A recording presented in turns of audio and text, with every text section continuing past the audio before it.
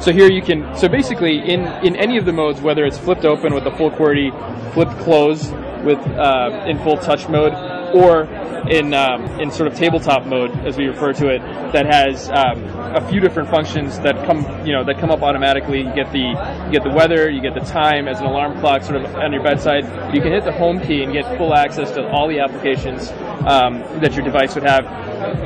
One of which makes most sense in this mode is probably a video gallery or YouTube. You can play a clip. You can just click on here and set it down, whether you're on the plane or at your desk, to have the opportunity to use sort of the backflip with the backtrap capability, which is on the back of the device here, to operate in all three of these modes, whether it be touch only, the QWERTY, or the media mode.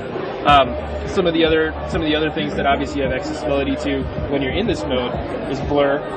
You see the happening speed. Are you familiar with blur? Have you seen demos? Yeah. Oh, you do. Excellent. Okay.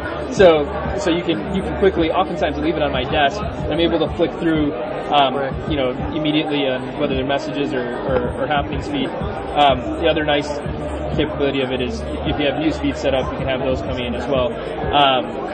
It does have a camera that's a 5-megapixel camera. One of the unique things about it is it's on the keypad, right? So the benefit of that is when you're taking a picture, you can let me fire up the camera application here. You can take a picture of someone, sort of see what I see sort of position here, right. Or you could do a self-portrait and immediately put it up on blur, yeah. Right? So you flip it back towards you, and you're able to now take a picture of yourself.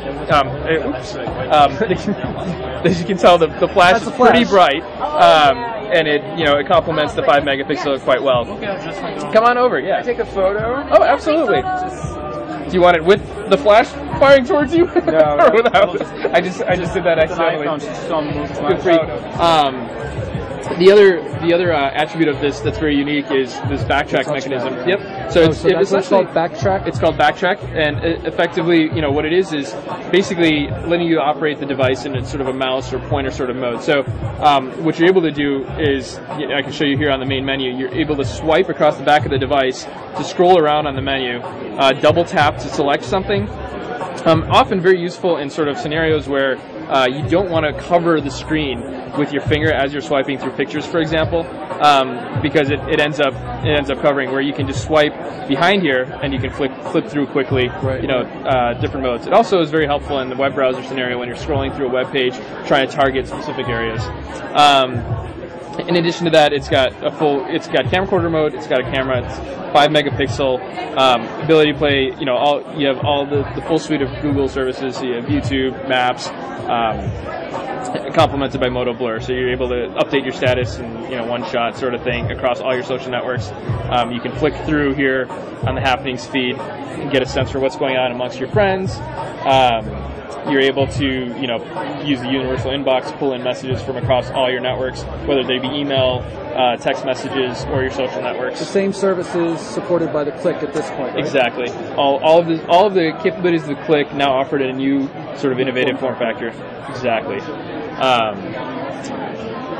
Any portfolio thing. So, we're sort of, there are some phones that Motorola is launching in their portfolio that will be Android-based devices, that'll be pure, launches of Android without blur. And there will be some that have blur. So it's like a diversification. Yeah, diversification strategy. That would be really cool if we could actually download the install it on Android. That's a cool idea. Yeah, no, it's something. App, right? Huh? It's an app. Well, it's a bit more than an app, right?